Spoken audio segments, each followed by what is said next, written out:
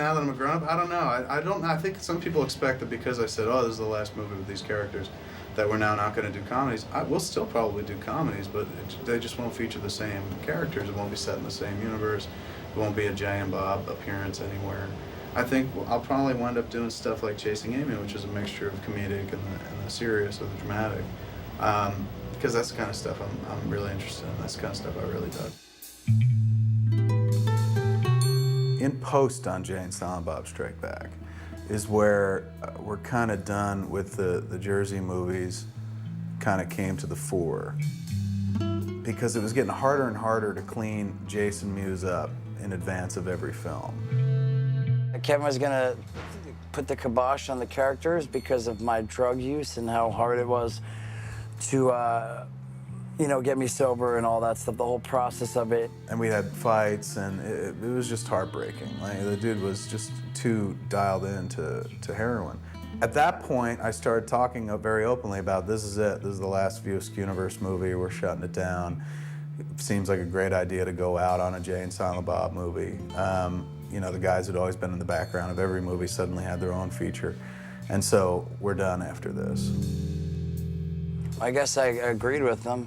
Definitely, I understood why he was saying that and why he'd want to do that, because it was a pain. And at the end of Jay and Silent Bob Strike Back, we went so far as to have, after the end credits, God standing there, comes out to like this big View Askewniverse Bible, and then she closes it and, you know, dances off.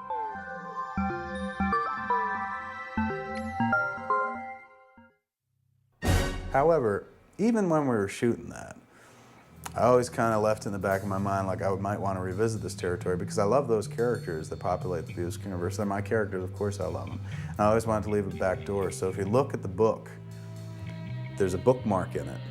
And the page that it was open to that she closes is right in the middle of the book. So yes, she closed the book, but there's, you know, this much more to go.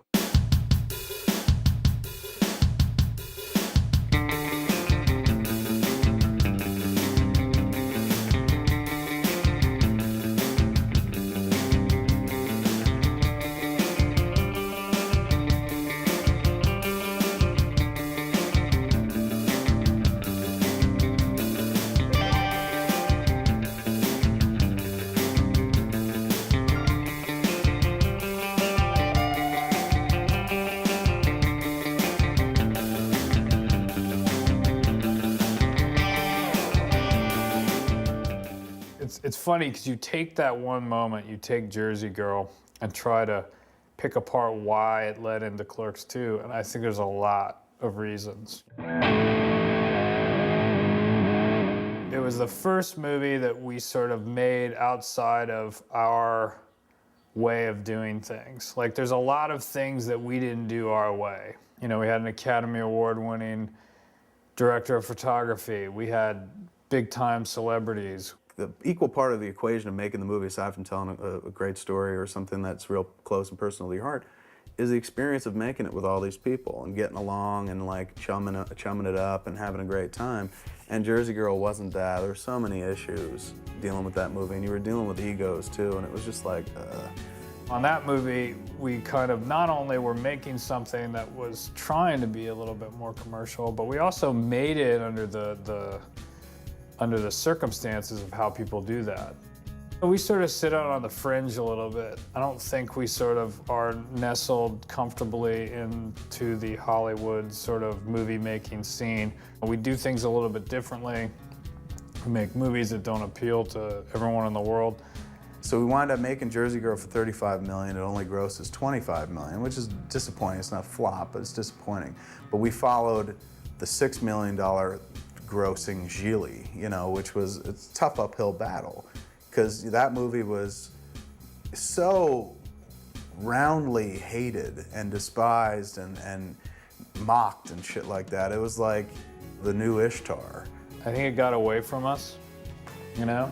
And I think that's the worst feeling that came out of it. And, you know, I don't bear any malice or ill will toward Ben and Jen. It wasn't their fault. They didn't want to fucking torpedo the flick. They wanted to see it do well. We all loved the movie. But at that point, I was just like, I don't want to do this again.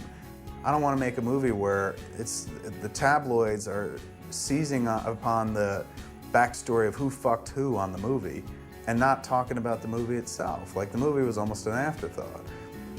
You know, we had a hard time defending our position because there was so much money out there, and we just got squashed and just kicked around and beat up. Like I said, some people could bag on the flick, but like, spent 2 years of my life making that flick, and it really meant something to me.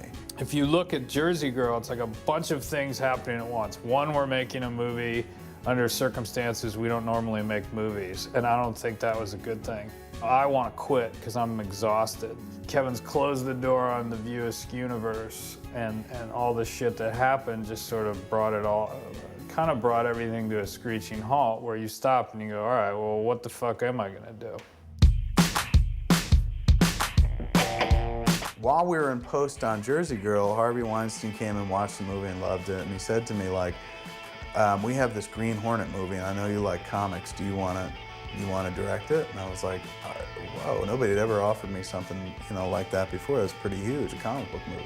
I felt like Kevin wanted to do it for all the right reasons, because he was a fan of the character, because he had a really, he had a great take on the material. He kept it really fun, but also, you know, wrote really smart characters. And the license was coming up, so they needed to get a movie started. And I was excited, and they were excited, and everyone was excited. Kevin sort of started focusing on Green Hornet. And then when the dust settled, I was sitting there going, I don't want to make this movie.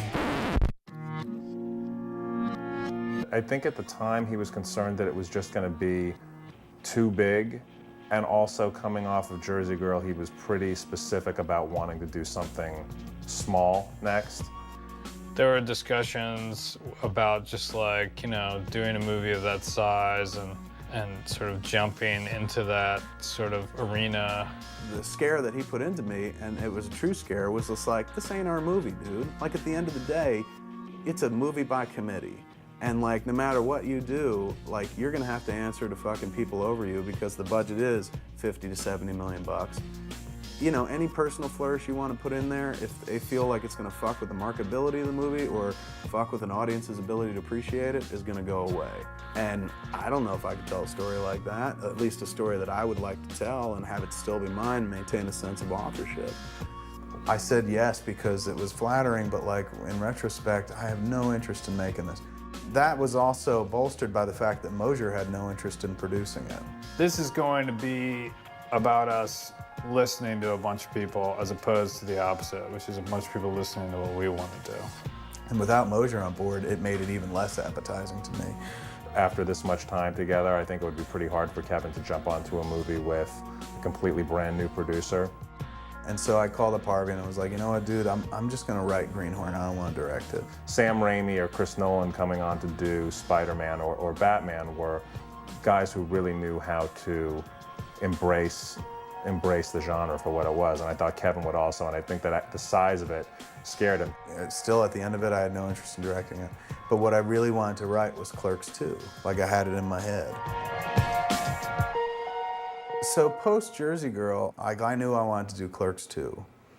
And I was thinking about making, you know, like a $500,000 version of it. You know, real cheap, guerrilla style, kind of like the first one. And I think the first person I told about it was Mosier. And I told him about it the day we went to church prior to the theatrical opening of Jersey Girl. This is the parking lot where it all happened. This church parking lot's kind of historic because we went to, last time we went to church together, it was right before Jersey Girl came out. Yeah. We do it once before we start shooting, we do it once after we're done, before the flick comes out. Yeah. So me and Mose go to Mass one day before Jersey Girl hits theaters, which, I'll tell you something, it didn't help, Lord. So anyway, when we're coming out, is when I believe that I first mentioned, hey man, would you want to do a sequel to Clerks? Mosier kind of sparked to it a little bit. It was a total reaction. You know, what we were talking about was doing something that was a complete, you know, 180 from what we'd done before. Like the idea of making something small, where he wasn't going to be dealing with studio politics. I was kind of looking to do something different. Like, I would rather do so, and it kind of sounded like fun. This conversation's important because at this point, Mosier was kind of like done. Jersey Girl was a swan song, and Mosier's like, I just don't want to make movies anymore. I want to go out and walk the earth and I want to travel and shit like that. You know, he just kind of burned out. So I left when Jersey Girl was wrapping out. I went to Prague to meet my girlfriend, and then I went to Lisbon, Portugal, and I went down to the beach in Portugal. I went to Barcelona. That was like 3.5 weeks. And I went to Australia for 2 weeks, and I went to New Zealand for 4, and then I went to Fiji for a week, which was nice. Nobody goes to film school going, I want to be a producer. Like, we both went to film school wanting to make movies, right, and direct movies, or at least direct movies. And by the way things fell out, like I wrote Clerks first, we made Clerks, and suddenly we were off and running. And it never gave Moj the opportunity to kind of kick back and do what he went to film school to set out to do. Instead, he was thrust into the role of producer. I just got so worn down. Like, it was me not sort of empowering myself to make that balance. And it was like every time things would, you know, if you really look back, like every time things would get super out of balance, I just wanted to go. So for years I was trying to like fucking hold on to him in a big bad way. And so it was like we'd get into these periods, and they were heartbreaking periods for me. You know, now of course with hindsight it's very clear to see, but at the time I just felt like, don't fucking leave. Like, if you told me you were gonna leave, I wouldn't have fucking started making movies with you in the first place. Like, to me, in order to make a movie, certain key ingredients have to be there. I gotta write it, and Moj has to be there. And then that's pretty much the 2 ingredients. But the main 2, you know, as you'll see from flick to flick, the things that have never changed is I write them, and Moj is always there as the producer. The idea of making Clerks II, where he's like, well, I know Brian and Jeff, those dudes aren't difficult, and you and Mewes aren't difficult, like, that's appealing to me. So we started talking about doing that. The relationship with Kevin and Jeff and all that stuff wasn't so simple as to just assume that it would all come together. And not to say that Brian would do anything, but you know, everyone kind of knew that Brian O'Halloran would be ready to do it, and he'd probably be into it. It was when we were working on the Clerks X DVD, the Clerks 10 DVD. It was during that he told me that he was thinking about doing it and what I thought about that. But Jeff was the one that, you know, we'd had strained relationships in the past. When the first one had come out, there was a couple issues here and there. So one day I went to see him, and I said, hear me out on this, because I know your first reaction is going to be negative, but what I'm thinking about doing... I think my head started doing this before he even finished the sentence. ...is a Clerks sequel. Don't do it, don't do it. And he was kind of surprised. He's like, are you serious? And I'm like, yeah, don't do it. Because Jeff had a difficult time, I think, with being Randal post-Clerks and whatnot, because he's very recognizable, his voice is very recognizable and whatnot. And, you know, I think there was a period he went through where, you know, he hated the fact that he played Randal, with everyone being like, you were in that movie and shit like that. I mean, what are we gonna do? We're gonna be down at the store again, and I just think it's gonna rub people the wrong way that, you know, we're older now. I've got a belly. I don't wanna do it. People are gonna hate it and they're gonna riot, and all my nice letters are gonna dry up, and I'm gonna get, hey, asshole, stop trying to do the same thing. Your funny little walk don't fly. He had that look on his face of like, oh man, can't you get away from these fucking Clerks, dude? And you know, when he was asking me about Clerks II, he was like, well, the reason I want to do it is I really have something to say. And I really feel like I have a story to tell with this movie. I think the last time I heard him saying that was Jersey Girl. For me, this movie wasn't about money. It was about telling the story. It was about making this film. It was about going back to a certain place in my life and kind of taking another look, you know, at something, at the person I was then, the person I am now, via these characters. And it's about being 30 and still not finding your way. A subject I could relate to. A little. And I said, well, you know what, let me just write the script and then we'll discuss it then. But I just need to, before I start writing, there's no point in me starting to write, I said. If you aren't interested at all. I said, I'm not absolutely opposed to it, but I'm at about an 80-20. And the 20 is saying yes and the 80 is saying no. You know, I was driving home from that lunch and I was like, Jesus, he seemed pretty hyped about doing Clerks II, and I hope I didn't totally deflate him, because I'm interested in reading it just as a fan. I want to know what these clowns are up to. you know, 10 years later. He had to write the script at that point. And there were certain things I knew were gonna happen in the movie. It was gonna open with the store being on fire. And it was gonna be a catalyst for the story. Like the thing that kind of made them face the future was watching their past kind of burn. I wanted the Talking Heads song, Nothing But Flowers, to open the movie. I knew there was gonna be a big dance sequence, and I knew the last shot would pull back from them and go from color to black and white. And I knew at the end of the movie, they would own the quick stop. Like they would be back in the store. The journey would take them from the store to the store. I basically knew the beginning and the end, and I just needed to fill in everything in between. And originally it was going to be a movie at the Boardwalk in Seaside Heights, New Jersey, which is like a, you know, like carnivals. Mosier and I talked about it. He's like, look, Seaside Heights, a very big place, sprawling place. Getting everyone on board because each booth is independently operated. He's going, that's going to be difficult. Maybe you should shrink it down. I said a side kind of thing I had on the movie, a side location, like a backup, would be the dudes working at a Mooby's. And he was just like, what, the fast food joint? I said, yeah. And he's going, that's kind of interesting. Then at one point, I took off to Vegas, and I would write all day, and then play blackjack with Brian at night. And Jen comes out, you know, at a certain point, middle of the week, so I was there for like 7 days. And then I distinctly remember writing the rest of Clerks II, laying on the bed on my stomach on my laptop while Jen was out in the living room. He would lay on the bed and write for hours, and he would throw things out to me, and I wouldn't laugh. When he throws like Donkey Show out, I'm like, really? Like, really? Are we doing that now? All right. And so I stayed like another 2 days to finish the script and came out and was like, I'm done, let's go. And so we went back home and whatnot, printed it out, gave it to Mosier. When I finally read the script, I called him up and I said, look, you can't do this for a couple $100,000. So Mosier was like, look, I'm in for it, but I don't want to do it for no $500,000. We can just find a budget that's sensible, something like $5 million or something like that. Well, let's spend an amount of money that's as cheap as possible, but at the same time, like, gives us the opportunity to do some stuff. Well, not necessarily a crane every day and all the rest of it, but like have more stuff than we did on the first one, and equip ourselves in a way where we could try to go out and be like, look, we're obviously not the same guys who made the first one. I mean, we are, but we're not. We're those guys 12 years later, 10 years later, you know, who've been doing it for a while, and you know, we can't make the same movie again. It's just impossible. I mean, we would have had to make an effort to do that, to try to redo that. So it put us in this comfy position of being able to do the movie exactly the way we wanted, with exactly the people that we wanted to use, i.e. Dave, i.e. Brian and Jeff, you know, stuff like that.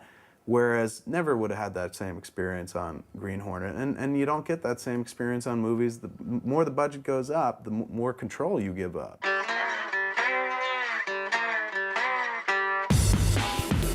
John Gordon was our production exec, and Harvey and Bob were still in charge at Miramax at this point. John Gordon fucking loved the script. You know, he got it right away. It was great. It was so funny. It was Kevin, you know, going back to what he started doing, and it really felt like it was evolved, and you could feel that he really had his heart in it from what you read on the page. Ironically, as much as John Gordon loved the script, I was like, what do you think Harvey's gonna say? He's like, Harvey's gonna dig it. Harvey read the first draft of the script, and he said, he told John, he's like, I think you're fucking crazy. He's like, I don't think it's very good. I had read it, and I called him and told him how funny it was, and so I guess like a day went by, and he called me and said, I think Harvey said, I don't think you and I have the same taste anymore. I was crushed. He's going, it takes about 50 pages to get going. And it's, I don't know, it's just two dudes sitting around talking. That's not what he expected from the sequel, and Kevin said, well, I think that's what everybody's going to expect from the sequel, since that's what the first movie was. So Harvey wasn't on board, and Harvey was like, you know, this script needs a lot of work, and he was making suggestions where he was like, you know, you need to show these dudes in high school, do like a flashback sequence. And I'm like, this movie is so not that fucking movie. Like, flashback sequence is something you get away with on Jay and Silent Bob Strike Back. There was a disconnect. I don't know what it was, which actually really didn't seem to bother Kevin that much. The Miramax Weinstein Company, at that point, as they were almost both, was basically like, he's got to finish this draft before we start financing you. I did another pass on the script where I wrote nothing new. All I did was take out about 15, 20 pages or something like that. It did keep the momentum of the story going, but you know, I think that stuff would have ultimately come out. If it didn't come out in the script, it would have come out in the cutting room. We got the message back from Harvey calling himself this time, going like, this is amazing. You know, you did the work and it really shows. This film kicks ass. And I didn't have the heart to tell him, dude, it's just 20 pages shorter than the thing you fucking read, you know? But sometimes that's all it takes. Sometimes, you know, by compacting things or kind of keeping the good parts closer to one another, it reads completely differently to some people. To me, it just felt like the same movie, only shorter. But whatever, they were on board at that point. I got it to Jeff, and I said, let me know what you think. And so I'm waiting on pins and needles to hear what he thinks about the script. I did like the script, and when I read it the first time, I was like, all right, you know what? Kevin kept telling me, trust me. I know what I'm doing here. It's gonna be good. And he finally called me back, and he was just like, I gotta tell you, dude, this is pretty fucking funny. And he was going through the stuff that made him laugh, and he's going, but more than that, he's going, it's pretty good. My reservations were alleviated, and I was like, yeah, he did a good job with it. It went a lot better than I thought it was gonna go, but I still wasn't sure if I wanted to do it.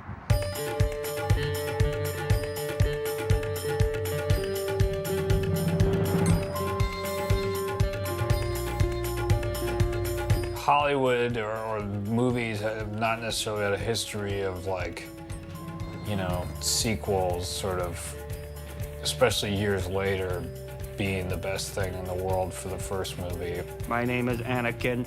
My shitty acting is ruining Saga. Anthony Bresnikan, who was writing for the Associated Press at that point, wanted to do a piece on the 10th anniversary of Clerks. And so I said, well, fuck it. It's an AP piece. It's a wire piece. It goes out to all the national newspapers. Anybody picks it up. I said, I'll do it here. I'll drop down here that we're gonna do Clerks II next.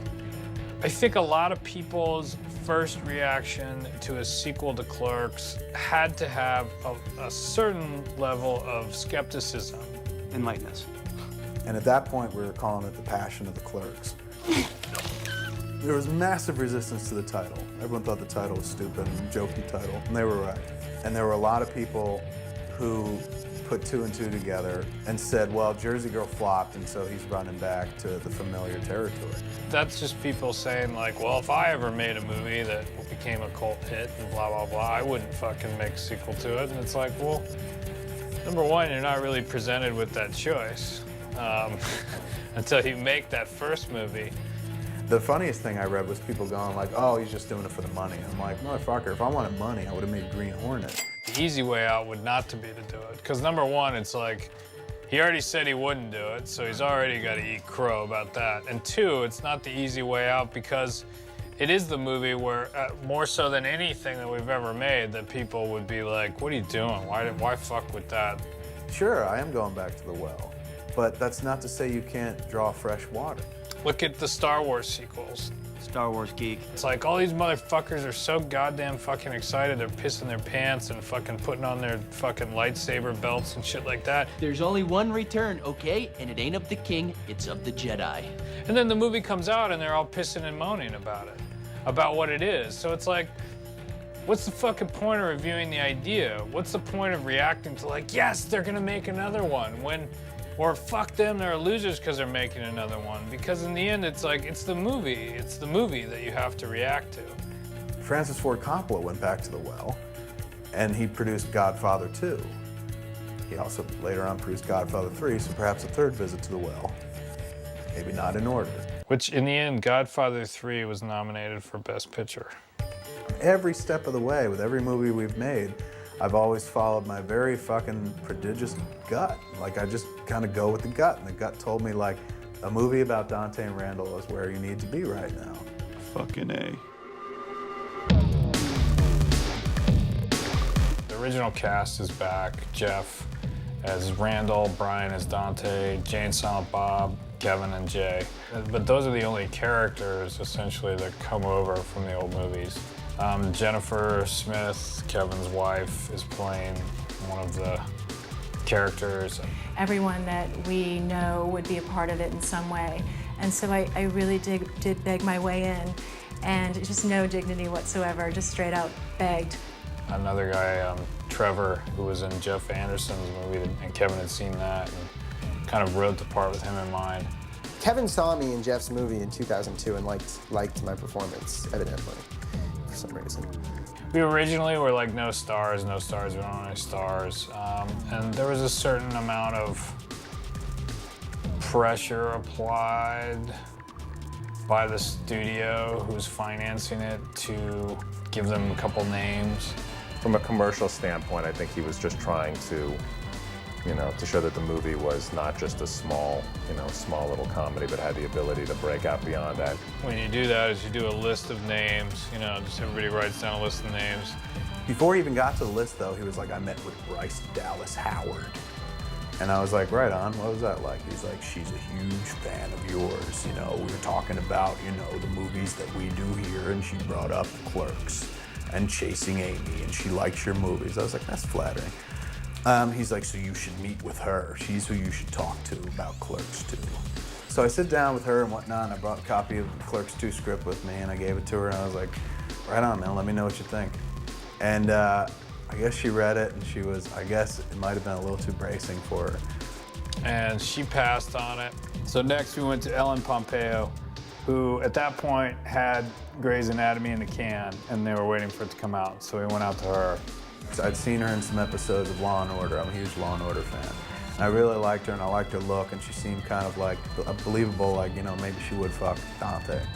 And she seemed interested, but I think everyone was getting this anticipation that the show was going to take off, and I don't know exactly what happened, but she ended up moving on. There was a conversation about Liv, and actually Kevin talked to Liv about it, and Liv had just had a baby. And she said, I can't say things like ass to mouth. And she had like a 3-week-old at home. So then there became a list of people, and there was a list of 5 or 6 people. And one of them, there was Sarah Silverman.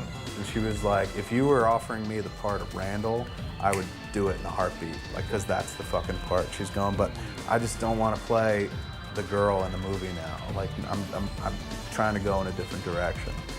I was like, I got it. And then we're just like, fucking, and there was a list, and Rosario Dawson was on it, and Rachel Weisz. Yeah, there was Rachel Weisz. That was never happening. And Rosario Dawson was on the list. And we were just like, dude, Rosario Dawson ain't gonna do this fucking picture. Not in a fucking million years, man. There's no fucking way she's gonna do it. Because Rosario does classy pictures. She doesn't do Passion of the Clerks. My manager and my agent went into the office and read the script. They brought the script actually over to my house because I was doing the play and I had like no hours. So they brought it over, they were like, you have 3 hours. It was like code, they have 3 hours to read this and we'll be back. When the script finally got to her, I was just like, oh, fucking, how quickly will she, decide not to do it? You never know how anyone's gonna react, especially when you're a name actress and you get a script and you read it and you think, okay, well, who are the actors I'm going to be acting opposite in this movie? And it's 2 actors that really nobody knows. You may be a little hesitant to do the movies. I remember when I first started reading it, there was all this, I didn't know which character I was being offered. So I was kind of just like going, okay, I guess a chick. So I'm like reading for the chick. And there's this character, Emma, and in the beginning, and there's all this dialogue about having an enlarged clit, and I was like, whoa, how am I gonna read this? Like, I was just, an automatic thing was like imagining my dad watching this movie and just going, because I know he'd love to watch it, and just going, wow, within the first 5 minutes, I'm talking about having like an enlarged clit. How do I make this read? We thought she'd get to the porch monkey scene and just be like, shred that fucking thing. What's the big deal? Since when is it a crime to say porch monkey? I was reading along and kind of going, this is really good, it's really well written, but when the donkey show came in, I was like, this is my opportunity to see a donkey show. This is a yes, this is not even no-brainer, this is amazing. She fucking said she wanted to do it, and so, which is great, but like, I thought there wasn't a chance in hell. I really felt like Rosario was so much better than Bryce. And not like they're not good actresses, but just in terms of the character of Becky, made more sense than Bryce, than Ellen, than Sarah, because she just had this East Coast feel to her. You know, she's a New Yorker, and she just had this East Coast feel to her that I thought would blend really well with Becky. You know, I like doing the rehearsal with the actors at the location as much as possible because A, that's where we're gonna spend a majority of the movie. It felt like, man, we can kind of get a run through. Like we can kind of do like a dress rehearsal of the whole thing, so to speak. And run through the scenes and not like stop and be like, do that again. Just kind of run through all the scenes and kind of showing people who were interested, some of the keys, what they were in for. Even though the location hadn't been built yet, or painted or anything, you know, like it was just kind of like a skeleton inside, we could still plan out our blocking. And we started with with the scenes that we knew were going to be particularly tricky to pull off. One of the scenes was my entrance. He's gonna come in, Jeff's gonna meet him at the door, they're gonna head behind the counter. Ow. Dude, how old are you? You know I'm 19, Randall. You wouldn't work for me last week because you said working on my birthday helped me build a character. Why the fuck are you still getting rides from your mother? And even worse, what the fuck are you kissing her goodbye for? What is she, your fucking prom date? When you watch the movie, it doesn't play as that complicated, but it actually was like quite a few shots because you got to get coverage on everybody and so forth. Dude, the Transformers suck. No, they didn't. There were more than meets the eye. Too defensive, bring it down to that filter. No, they didn't. There were more than meets the eye. But I have to have it memorized before I begin. Even in like rehearsals, I think when we did the first rehearsal, I was 95% had the entire thing memorized. That dude can move around and see what he's gonna do, you know, with his hands or whatever when he's actually performing in the scene.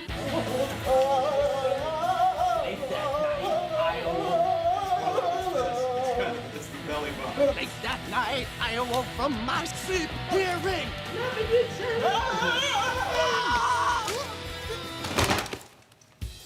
Let's do it again. And showing up on the first day in rehearsal and like Jeff being completely off book actually ended up being like, oh my God, these people are like beyond. I need to like be off booking tomorrow because this is crazy. This is gonna be really intense. Sykes, do you ever go ass to mouth? You never go ass to mouth. It's really smart dialogue and everyone's very present to all of it. We all know exactly what we're doing and we're pushing it as far as we could because we can.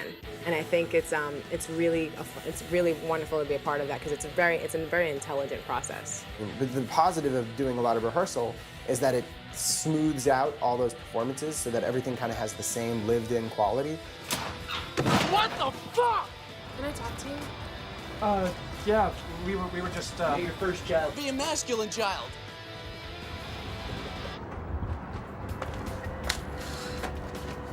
Randal! What? She was sweating me. It just slipped out. Oh, shit! You swung at me. You ducked? Because you swung at me. Damn it! Okay! If you ever connect with that. It's easier for me to kind of do that kind of thing in a room where there are very few people. So if I'm doing it with the actors, we're all kind of figuring it out together. If I wait and do it on the day, with the whole crew there standing behind me, waiting, I feel like, man, they're gonna realize that I suck at this job if they see me trying to figure this shit out. So we're going to church. You know, I'm not one of those shove Jesus down your throat people, but like, I believe in God, I believe in Jesus. You know, I'm a fairly spiritual person, even though I make very potty-mouthed little movies. I used to go more frequently. But that Mosier Goes It All is amazing because Mosier is an avowed agnostic. Would you still consider yourself agnostic or are you just a flat-out atheist now? No, I'm an agnostic. And so I feel like if I drag an agnostic to church with me twice over the course of a production every other year, then I don't know, that's extra good mojo for the flick.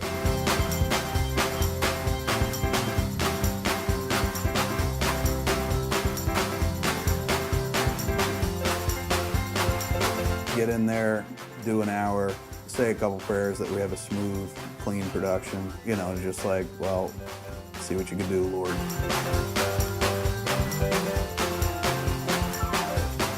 So there it is. God willing, God has blessed our production. Although after this, I'm not so sure.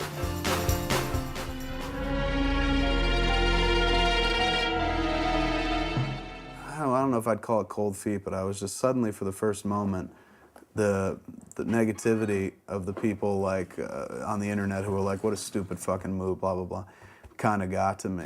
Why are we doing this? Man, how do we fucking top this? And that's where the title of the train wrecks for the video blogs came from, because I was like, fuck it, let's just acknowledge that this is a potential train wreck in the making. But I am happy to hear that Kevin was struggling with the idea of doing a sequel beforehand, because, you know, I always said that I wasn't thrilled about doing the sequel. But the thing that always got me was Kevin was so damn solid on it. He was like, we're gonna do it, we're gonna make it better, it's gonna be cool, we're gonna do this, this, this, and he was so damn confident about it. That's the reason I jumped on board and wanted to do it. And that lasted, it wasn't even a full week, it was a few days, and it culminated with the night before we started shooting, when I was down in Buena Park in my motel room, and I'd set up my TV and my DVD player, and I actually, for the first time in eons, watched Clerks. And I went back to the place where I made the movie, in terms of like where I was in my head and in my heart, and I was just like, no, I'm in the exact right place, like where I need to be in order to make Clerks II. This is a totally good idea, and this movie honors the first movie, and it doesn't try to be better than it or worse than it or even equal to it. It just tries to be its own fucking movie that happens to carry those characters and the scenario over a little bit.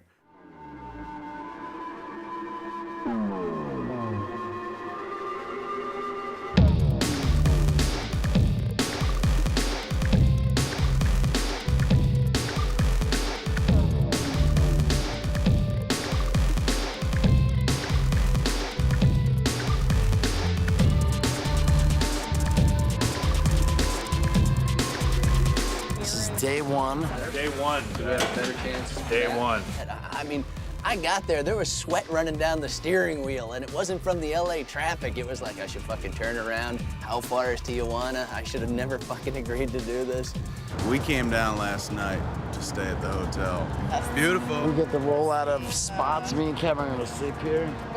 We haven't rolled the frame of film yet, but boy, is it I have. feel good. You have. I don't fucking None of that will be usable in the finished film, though. No. Day one, we started with Brian and Rosario in the back office. You know, Jeff didn't work that much. He just kind of came in and out of the room once or twice. So it was kind of like, let's get the big chunky scene out of the way first, the one where it's just all dialogue between two people.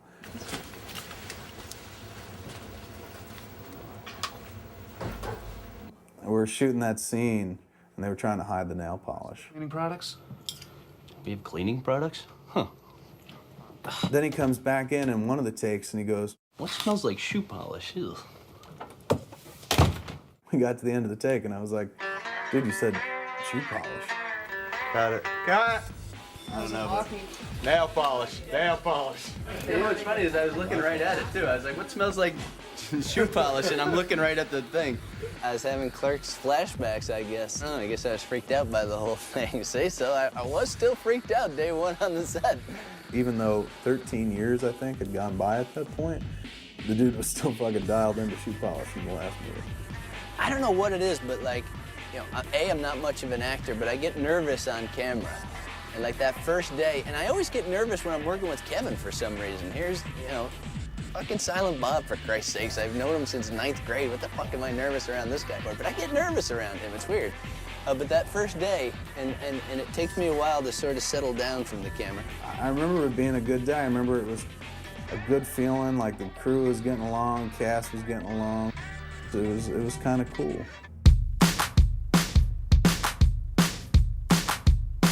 Ready and action.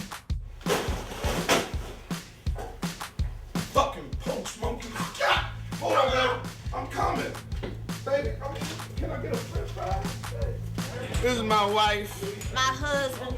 Yeah, man, I was gonna leave her, but I need her half on the rent, plus she got the health care. It's just a little part. It's not like, you know, if the script's up that, you know, I had anything to lose. That have been like, boy, Wanda Sykes really fucked up that movie. Did you say cockstain? What the fuck is cockstain?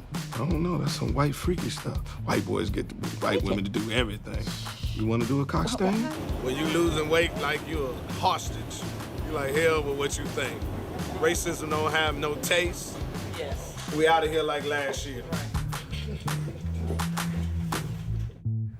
I went into the editing room and I had 2 days worth of footage that I could finally work on. And I was like, you know, I'm just gonna cut one scene and see how I feel. And I cut one simple scene. I was like, you know, I'm gonna cut another one and see how I feel. And I got into it and got into it. And those scenes were the Dante and Becky in the office. And then there was one other scene, I forget what it was, but that was a quick one. And then I heard a knock at the door, and I opened the door, and it was fucking daylight outside. And it was one of the PAs going, they want you on set to block out the first shot. And I was, good God. When his hair was all fucked up, he had bags under his eyes, and I was like, holy shit, that bastard just realized we shouldn't be doing this either. And he was like, no, dude, I've been up all night editing. Come see what I've done. I went in and I watched the scene. It was the scene with Brian and Rosario in the office. Well, hello, Miss Scott. Well, here he is, the escape artist. So I show them the scene, and it was, I got 3 different reactions out of them. The first one was from Brian, which was really satisfying because he was like, oh my God, I can't believe you made me look good in that scene. He's like, I come off really well, I come off like a pimp. Rosario was just like, man, I've never seen footage cut this early into a movie.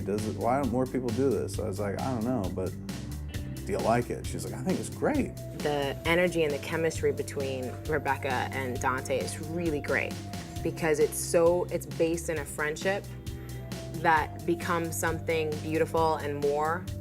And there's all these moments of like us kind of trying to catch each other's eye and not really, and those weird things when a friendship turns into something else. Jeff though was like, he's like, dude, I'm gonna say this, and you gotta take it for what it is. Take it as truthful because I'm not even really in this scene that much. And like when I saw it, I was like, wow, this looks good. I like the look of it. That's when I got excited about it. And from that moment forward, when he watched that scene, like he was all for Clerks II in a big bad way. It became a big flag waver and also became my sounding board where I would cut scenes together, immediately pull him in and be like, what do you think, what do you think?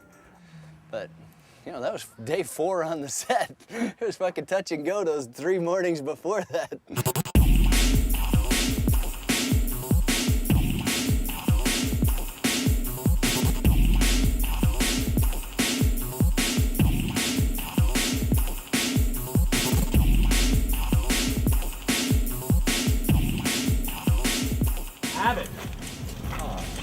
She wants you to break it off with Emma and marry her? No.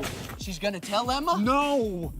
Wait a second, then what's the problem? There is a lot of movement in Clerks II. Kevin and I never sat down and said, you know, we're gonna put this much movement in this movie. We never set out to move the camera just to move it, you know. I think because of the experience that he and I have now after, you know, not really working together, but working elsewhere with other people for 8 or 9 years, has just built camera movement into how we go about approaching our day-to-day work.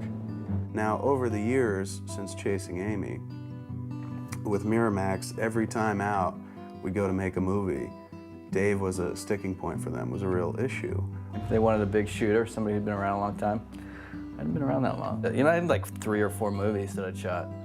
So who's gonna let that asshole, you know, shoot a $15 million picture or whatever it was?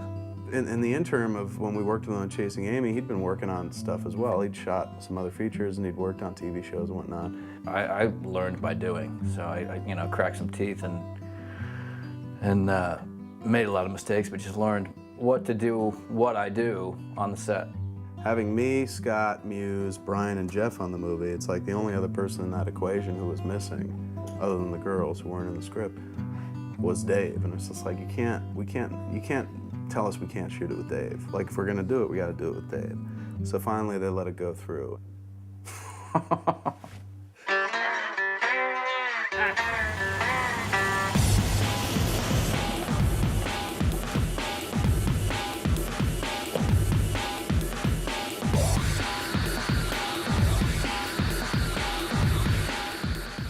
out of here! Keep going back. It works if you work it.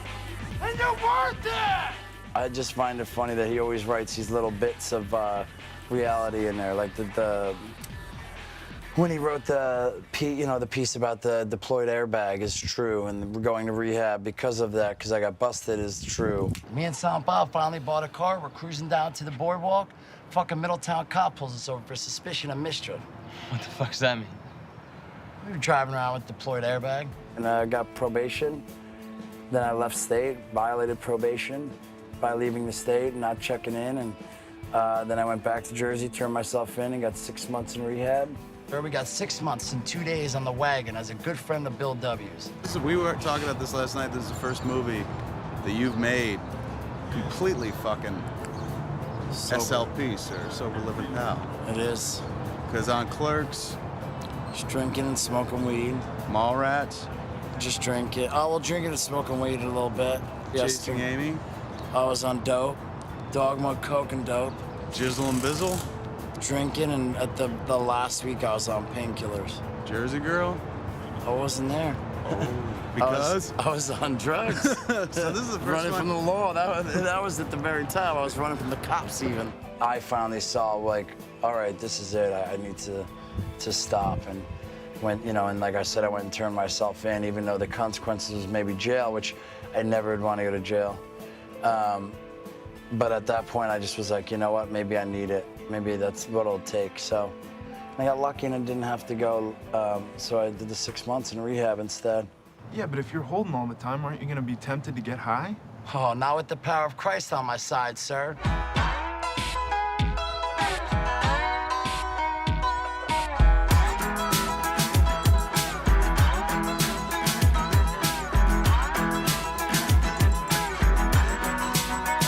Jersey sucks, and we are surrounded by morons.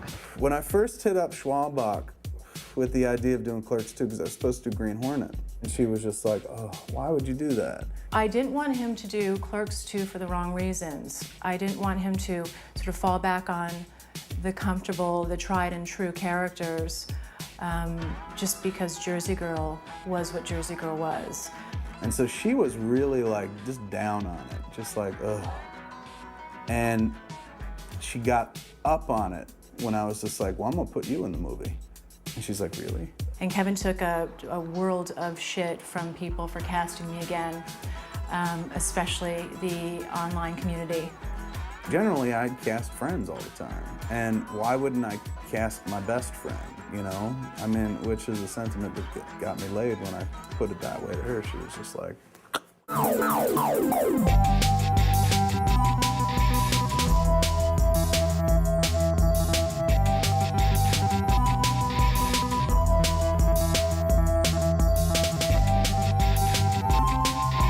It's a fine line to cross when you get into that sort of space and you take a best friend and you become a lover and you move into that space. And so it's just interesting watching that happen because it's right at that stage. I love you, Becky. I'm pregnant, Dante. And it's been really fun and I'm glad that it's really working. the shot where you're pushing in on Brian as Dante sitting there watching Rosario dance is a pretty beautiful shot, you know, like that. It's all there in his face, and we had to do it a few times, but like we got it. Like eventually I was just like, let's push in even slower. I said, Bri, I need you to like start, you know, just kind of grooving, but then just kind of settle into, I just want to see love on your face. I just want to see like you fall in love with this girl. And I don't think it was all that difficult for him because it was tough not to fall in love with Rosario in that moment, you know? She just sparkles off the screen in this quite. It's not hard to fall in love with the character at all that she plays. No, I get criticized a lot for telling and not showing. People like, he tells, he never shows. You know, in film, you're always supposed to show, not tell. I felt like, wow, this would be a wonderful opportunity to kind of switch that around instead of, you know, having him kind of blah, blah, blah about how much he loves her. Showing that dude falling in love, showing her falling in love with that guy. And always meant to kind of communicate that feeling of what it's like when you fall in love, revealing you're in love, that weird, wonderful moment. Never in a million years that I think I would do a full-blown musical number. Get ready for some hardcore bestiality. Interspecies erotica, fucko. Interspecies erotica at its finest. Straight from TJ, I give you Kinky Kelly and the Sexy Stud.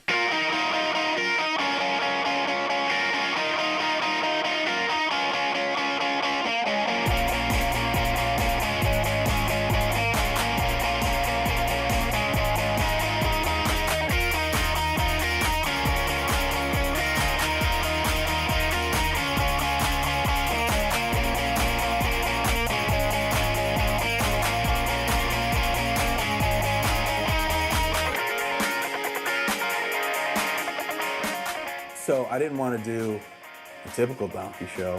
Like, instead of like some chick, let's make it, you know, like a French bedroom farce where it's just like, you know, there's confusion. I just thought it was kind of funny, like the idea of him ordering up a donkey show, but it's not the donkey show that they were expecting. It was I thought it was kind of funny. Ready and act. Kelly can be a guy's name too. When I wrote the script and I gave the script to Mosier, I was just like, who do we get to play the donkey fucker? Who's that lucky soul gonna be?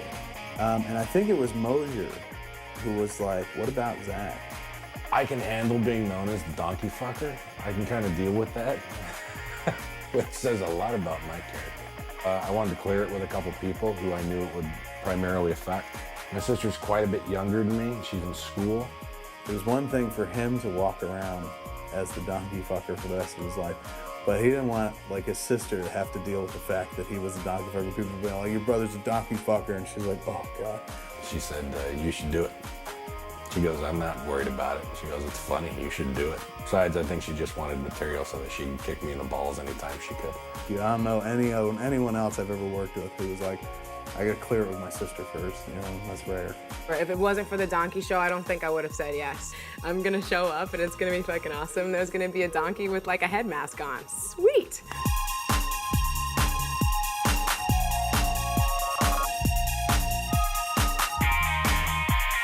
It would have been fine to watch a chick suck off a donkey, but suddenly they're like, this is horrible. You know, as any human being with any animal is horrible, but like, it would have been passable or acceptable had it been a chick. Being that it was a dude, these dudes are just like frozen in terror and whatnot, with the exception of alive. I'm sorry, Jesus.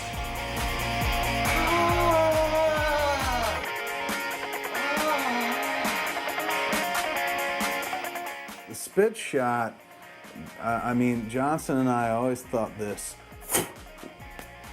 was funny for some reason. Just the notion of like the dude who's so angry and ready to fuck that he spits in his hand, lubes up his cock to get going, to fuck whatever. So I'm drinking a latte, I'm drinking an orange juice, and it immediately fills my mouth with like the nastiest spit on the planet.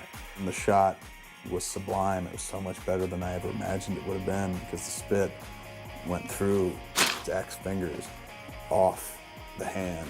So some spit went here, some spit went off, backed by this purple lighting scheme. It couldn't have been better. Like, I saw that shot and I fucking cried. It made me laugh so hard.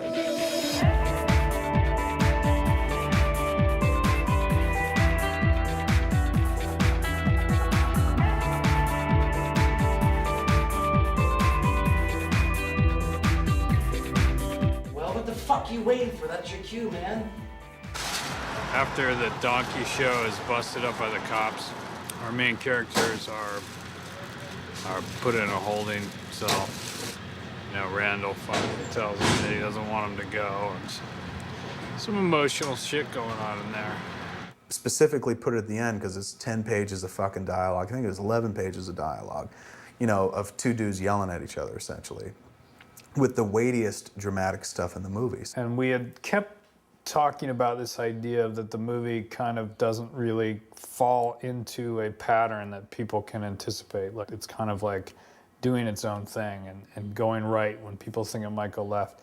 And Mosier at one point said to me, like, I'm thinking you might want to take another look at the jail scene. I said, yeah, why? And he's just like, I don't know. He's going, it just feels weird having Silent Bob suggest that they reopen the Quick Stop. He should not provide the answer because that's what people expect. It's, you know, it's like the bait and switch where it's like everyone expects Silent Bob to say the fucking thing at the end of the movie. In this case, he's just like, I don't know. I got nothing. Then I struck upon the idea of like, wow, it'd be fucked up if like Randal was the one that said we should buy the Quick Stop and reopen it. So I wrote that scene, and the way it played out was, you know, Dante backs him into a fucking corner yelling at him, and Randal's like, blurts out, I'd buy the Quick Stop and reopen it myself. And he blurts it out. Like, he didn't even think about what he was saying. And then Dante looks at him, and Randal's like, oh my God, yes. Yes, that's what I do. Like, it never occurred to Randal before.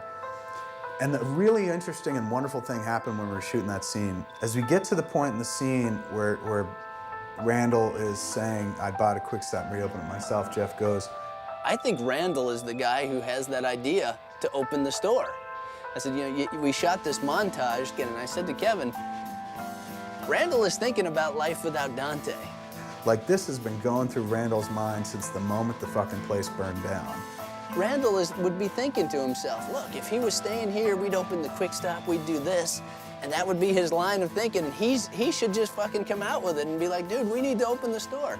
And I was just like, that is fucking fantastic. Let's do that. And so we did a run through of it with playing it the exact same way as it does on the page and just removing the, oh my God, yes, that's what I do. And just making him say, I'd buy the Quick Stop and reopen it myself, and then following it up with, that's what I do. Like, fuck you. You know, you push me into a corner, and this is what I have dreams too, or I have one, and this is it. When we did the rehearsal, bam, out came the line. I'd buy the Quick Stop and open it myself. And he was like, that's it. Randal's idea. It was astounding. Like, they were just fucking great. And then suddenly the scene was like, it was just a great fucking scene. It became my favorite scene in the movie at that point. You're my best friend. And I love you. In a totally heterosexual way. It was fucking, like, pitch perfect, every beat, every fucking moment where I was sitting there watching going like, all right, it's gonna stop sooner or later. He ain't stopping. Oh my God, he's hitting every note, just waiting to get to that fucking scene break. And you're like, oh Christ. Above and beyond anything I ever hoped for. That whole moment of his is probably the most emotional shit we ever put on film to me. It's just so fucking real and raw, and like, he didn't just go there, he was there. And we all went along. It was astounding. He fucking knocked it out of the park, the fucking stadium, the universe. It was just amazing. Hey Tony. Sure. I think that's production, LA production wrap on Jeff.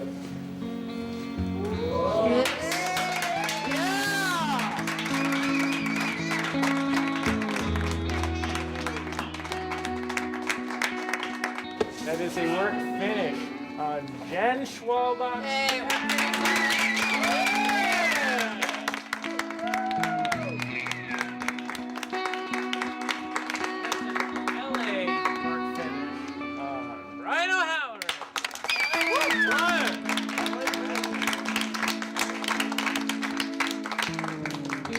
And if we could have gotten away with shooting the stuff that we needed to shoot in Jersey out here, like if we had mad money to throw up a Quick Stop ourselves, I might have been like, all right, let's do it. It was sad for me to leave Buena Park, you know, I really enjoyed it there and whatnot.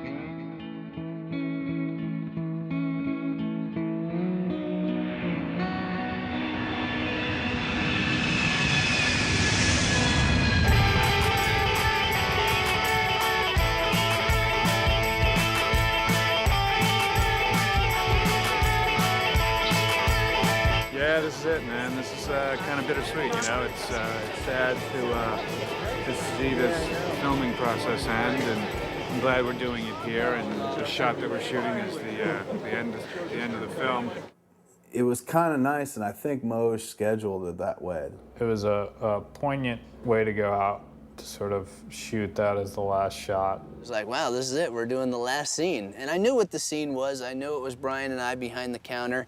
I know they were going to pull back a long dolly shot, and I knew at the end of it, Kevin's mom was going to be there.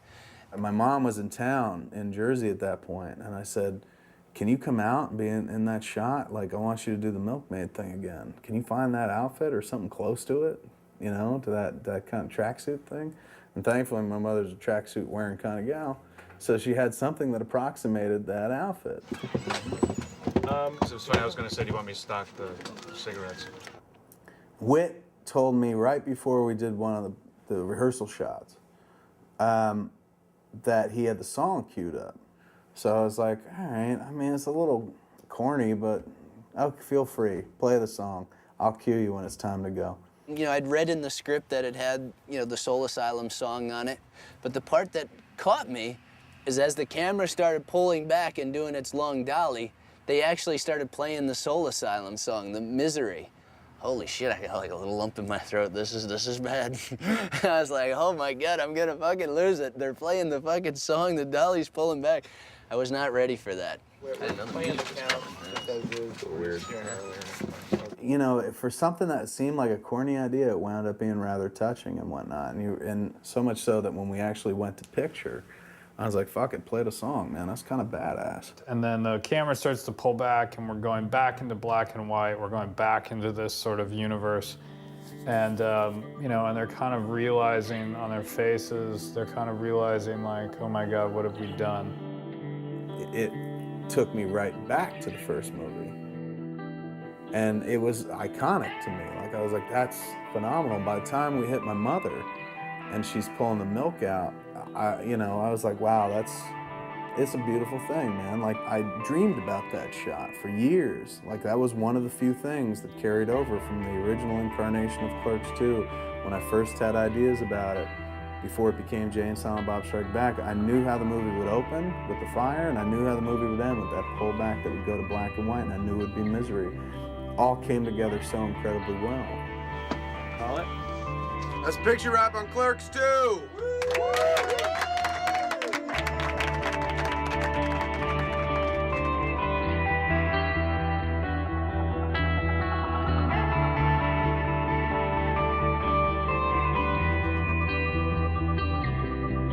I just got a name tag, Randal, 1 employee, retired.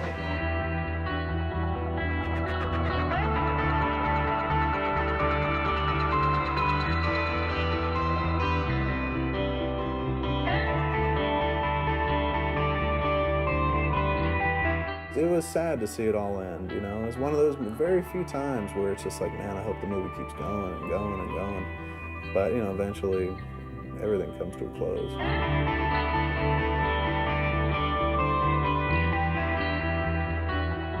When you're young, the set becomes your home almost. Like, those are your friends or your family, that's where you live, and like, it's hard to tear yourself away, but like, I'm older now. You know, I'm a lot less inclined to be like boo-hoo-hoo, because I'm just like, hey man, I gotta fucking go to work tomorrow.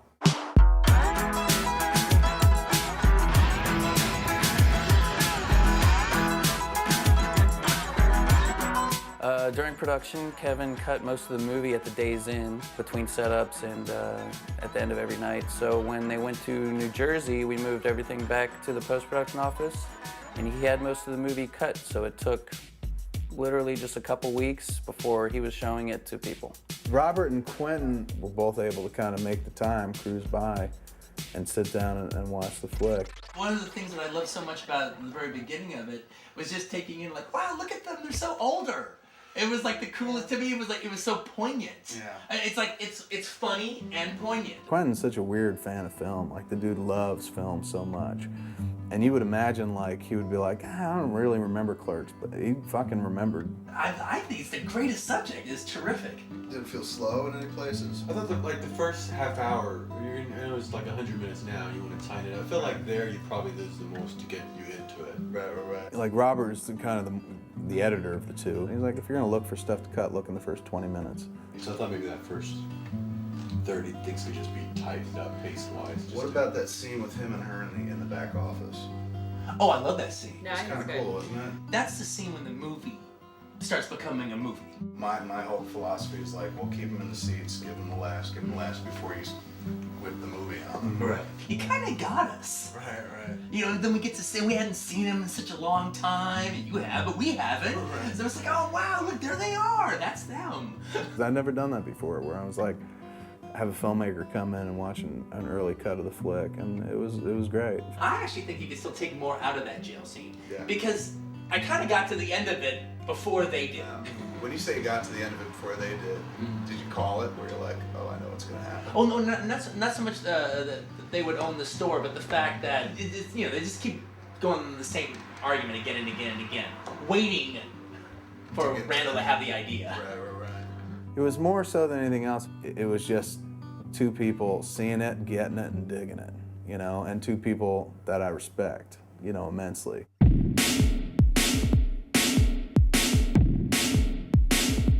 So we screened the movie in New York at the IFC. This was the second time we showed it in front of an audience.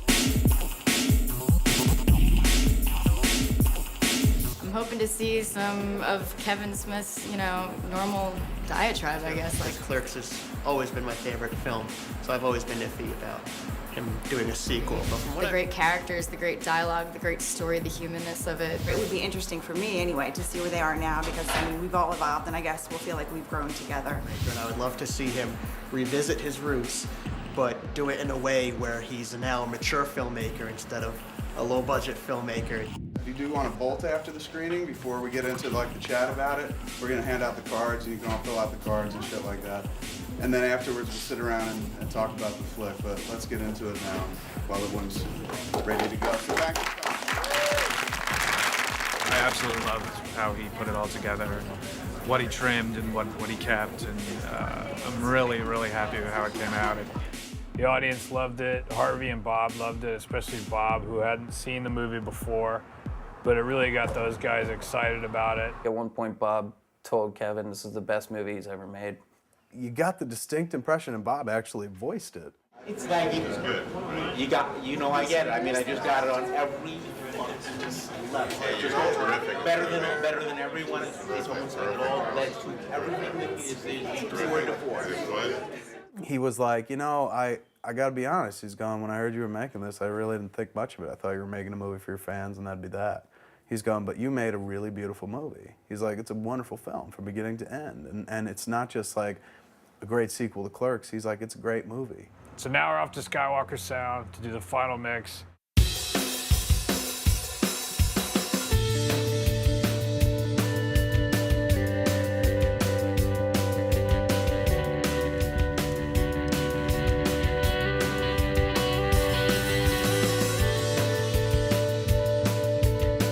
So here we are at gorgeous Skywalker Ranch. We've done every sound mix up here since Dogma. You're just taking all your elements and kind of doing that final pass and trying any last minute things. And I don't even have to come up at all, but it's just a formality to make sure that there's nothing that doesn't sound out of place or whatnot. I'm gonna need you to go do some of this stuff. Some more of that. Bring it up and bring it down and bring it up. Bring up Liza's claps. And also I want to work on the Atlanta song in the beginning. I want it bigger in the beginning, like right up top when it kicks in. It's sappy for about 5 minutes, and then there's a real big fuck you at the end. So it undercuts the sentiment, and I kind of dig that. this is the version of the movie we want. In our minds, we're done. At this point, we are locked.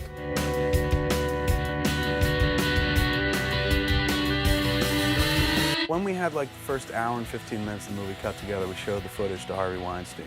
And Harvey right away fell in love with the stuff. And then he also said, you know, it'd be great to do is take this movie to Cannes. And we never thought about that. We never thought about it as a festival film necessarily. From our perspective, it's just like it's a waiting game. Like, you know, you deliver them the film and then they watch it and then they go off and think about it. And they announced the competitive films, and of course we weren't in it, but we didn't expect to be in it.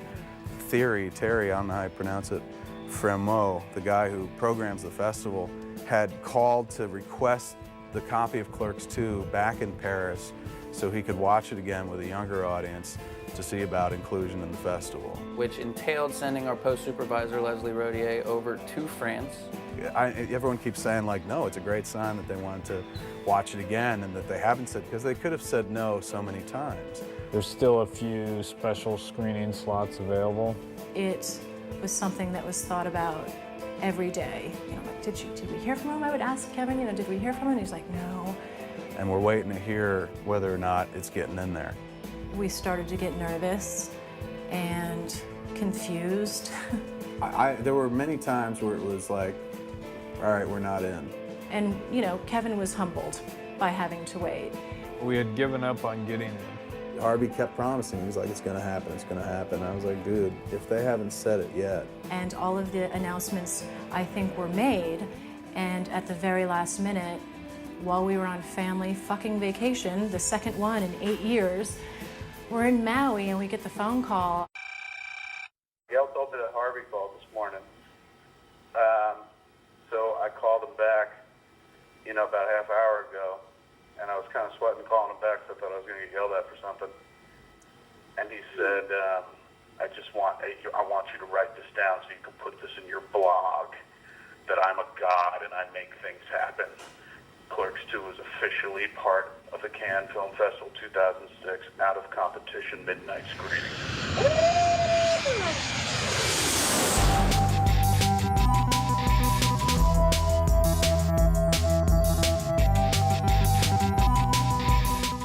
Apparently, this is the shit, and Cannes is the place to be. By the way, it is Cannes when Clerks come. It's not Cannes.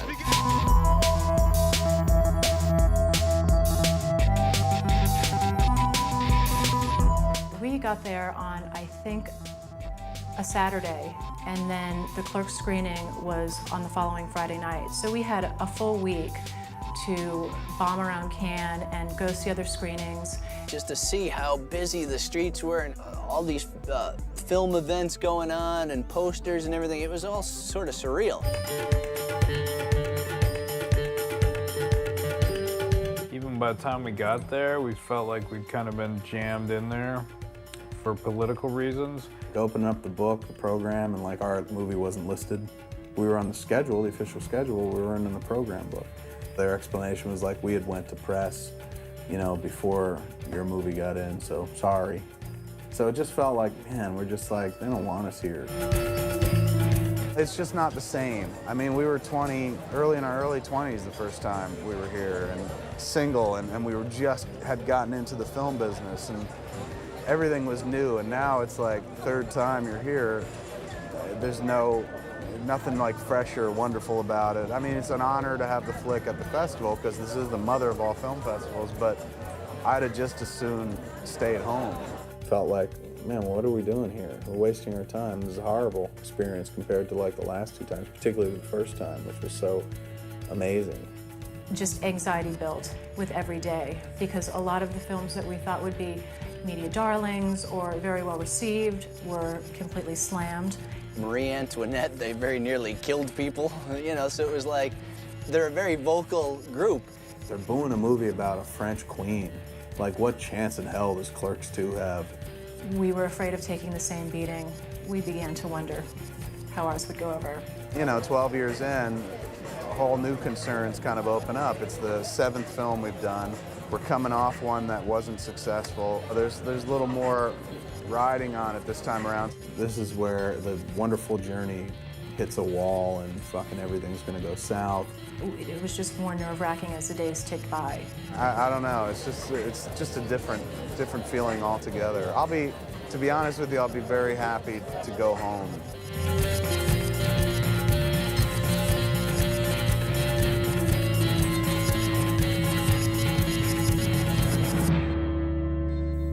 By the time we got to the day of the screening at Cannes, I think me and Mosier were just like, wow, we should have went to Sundance. It was a total waste of time. Here we are in Cannes, the morning of our premiere. This behind us is the theater where we'll be screening. It's the Debussy. It's the other theater in the Palais. Something bad's bound to happen. Like maybe the reviews come out and it's like, this is shit. The Catholic in me is waiting for punishment. I think that Kevin really felt that this screening at Cannes would make or break the movie. He had so much sort of emotional baggage riding on the screening. It meant so much to him, and he had taken such a world of shit for making it that this was going to be the time that its success was determined. We sort of reconvened again outside the hotel as we were waiting for our cars to pull up. And I swear he was getting more and more pale, and I'd never seen Kevin rattled like that before. And he was just sort of like, all right, man, I'll see you over there.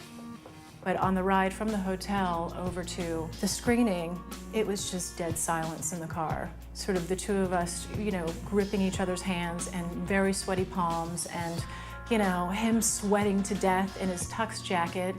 To say he was very, very nervous would be an understatement. I think terrified, because everything that he felt so confident about could have been crushed in that moment, where he was so positive and the bottom had not fallen out of this movie. He had gotten to make the movie that he wanted to make with the people that he wanted to make it with, for the budget that he wanted to make it with, and everything had gone so well, and we had such a good time, and he felt so like it was a perfect experience for him. This is where it could have all changed. It all rested on that moment for him.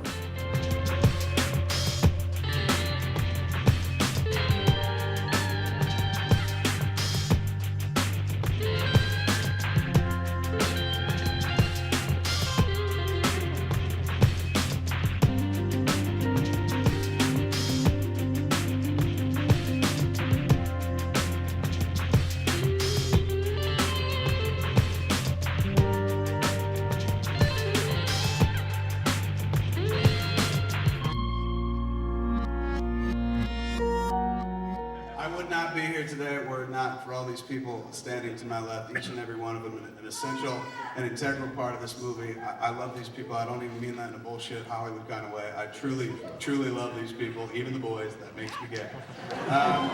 So thank you, all of you, for taking the time and doing it. And you guys were wonderful. Big round of applause for these guys.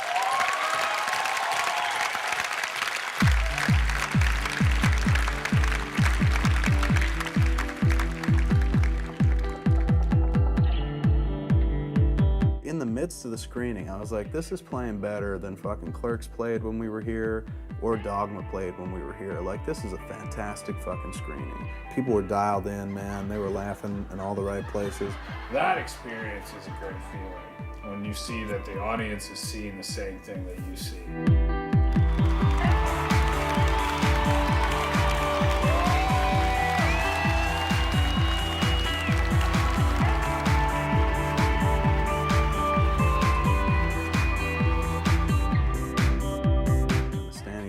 Begins. And once they stood and started applauding, I was like, that's fucking awesome.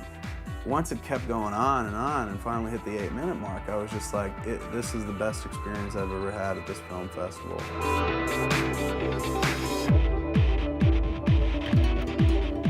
I just looked over at him and he was so proud.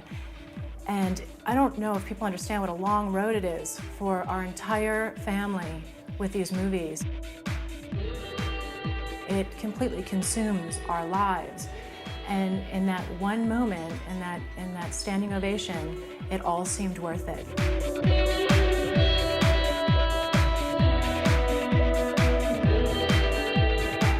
Being in that room for the 8-minute standing ovation was kind of like, wow.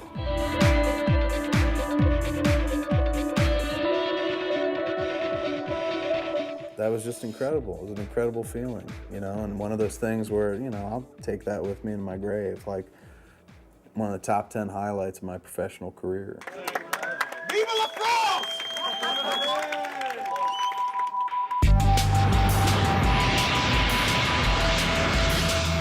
All there is the release. It's a bunch of people making you focus on the release, making you focus on the opening weekend, making you focus on, like, the marketing and getting the... Cutting those 30-second TV spots. I'm going out on the road on Monday for 2 weeks to do City by City press tour. Brian and Jeff left last night, and they're on their press tour for 3 weeks. Fucking A, I think we did 26 cities in 30-something days. When I came up in this business, the New York Times was make or break. You know, you needed the New York Times to open your little independent movie. The reviews on Jay and Silent Bob Strike Back weren't stellar. This was the first time I got bad review in the New York Times. The Jersey Girl review in the New York Times was even worse. But none of it mattered because the New York Times came back. New York Times gave us a great review, and it ended with, like, you know, Clerks II may have a dirty mind, but it has a pure heart. And I was just like, bang. I mean, Kevin's out on the road doing every possible thing he can, every piece of publicity he can. He's doing everything. I mean, all things being relative, it's fucking grueling. I mean, it's good because everyone wanted to talk about the movie. That's a lot to do. I think the only thing I didn't do anything for was the Weekly World News. Have a good night. See you later. And that's That's all, folks. So tomorrow we spend most of the day in a press junket, and it's like from 8:30 till 4:30, just nonstop press.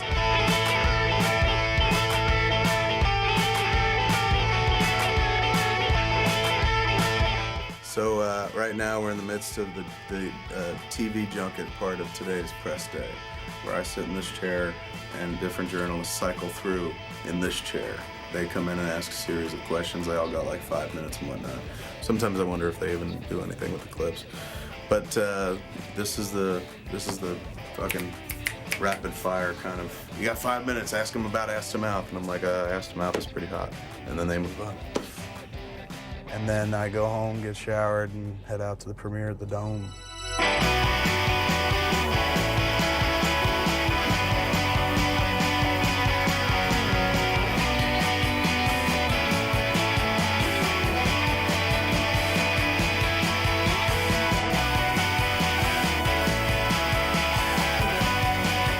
So we're closing in on the end of it all. You know, once it goes theatrical, it's kind of out of our hands at that point. Not the premiere, but getting the movie out there. The tracking so far has been good, you know? I mean, it's not Pirates of the Caribbean. We're tracking very well for, you know, the size movie we are. We're tracking very well compared to the other movies on our weekend. As to how much it'll make this weekend, I mean, there's been talk of 10 million, 10 million, 10 million. That would make everybody very excited if it kind of even jumped a little bit farther than everybody thought.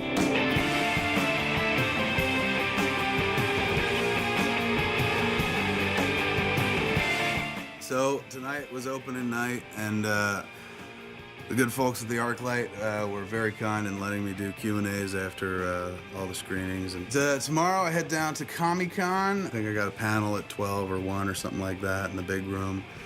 This is like a 6,000 seater, and do Q&A for an hour and a half. And afterwards, they have some screenings at a cinema in Mission Valley called Ultrastar, and I'm gonna do 3 Q&As after those night screenings as well. I figure if I can go to every theater in the country and do a Q&A, we would have a very strong opening weekend. Unfortunately, I can only get to 2 different theaters. I mean, this is the moment we worked for all this time to kind of get to this point where we kind of spit the movie out there into the world, and now it's out there. And that's the life of a filmmaker. So our movie opens at 10 million bucks. We open number 6, you know, in the top 10. You know, based on what the budget was and what our marketing spending was, the movie's like, it's a fucking home run. You know, profitable, really profitable movie. It's such a beautiful way to end it. Successful, well-respected, and leave it at that. It makes sense. Closure. We all need it. It's no secret that I had some reservations about doing it.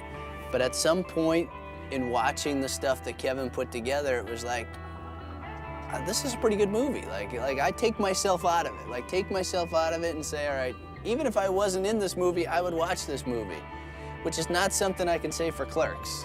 Our intention was to make a movie with heart and humor, and I think that we have had enough people get that. You know, I don't see what could take that away from us now. The whole road of Clerks II was just a series of fucking blessings and rose petals in my path. Like, man, it was phenomenal. Every dream was realized. Those dudes did a great job putting the movie out there. It just didn't pop beyond our core audience, which is fine. That's why we made it. I made it for me. I didn't give a fuck about anybody. As long as it was profitable for somebody, that's all I cared about. The movie performed theatrically exactly like Mosier and I predicted it would. That was the reason we made the movie for $5 million. In the end, it's the day-to-day. It's like, you know, what's the last year of your life been like? And if it's been great, or you know, if it's been good, and it's been focused around this movie, then like that's, you know, that's success. Just wonderful experience. And I loved what we were shooting so much. I loved what we were getting. I was putting it together at night, and I loved the movie every step of the way. It was just like, man, this is shaping up to be better than I possibly dreamed, and I had high expectations. I mean, I cannot impart how much I love that movie, you know, and how that movie is very much a part of me. I think it's one of the 5 smartest things I ever did was making Clerks II. 12 years of filmmaking, as being a professional filmmaker, went right back to the beginning. So there's something nice about it because it's like palate's cleansed, plate is clear, now I can go in any number of other fucking directions. More so than I felt like at the end of Jay and Silent Bob Strike Back. If I hadn't made Clerks II, I would forever be like, fuck, I wonder if I should have done Clerks II. It would be haunting me in the back of my head. Having done it, I'm like, this is the end of the Askewniverse. I'm done telling those stories.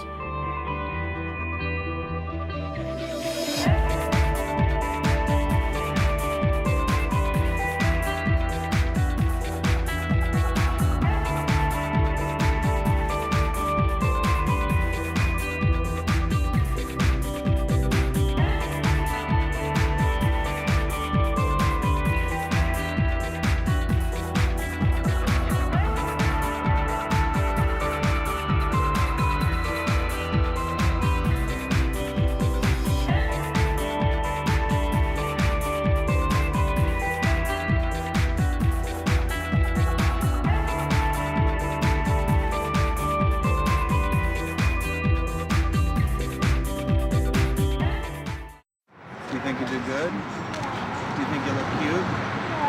What were you thinking about?